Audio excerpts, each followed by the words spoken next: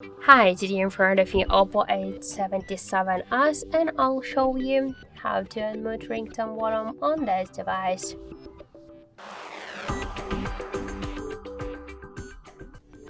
So open first the settings, then scroll to the sounds and vibration. To unmute ringtone volume, we should slide to the right side, these dots on volume panel, and that's it. Also, we could make it with the help of the up volume button. Just press up volume button, and by this way you just will unmute your ringtone volume.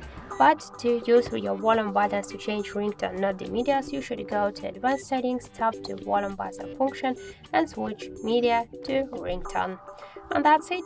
So thank you for watching, and if you find this video helpful, leave thumbs up and subscribe our channel.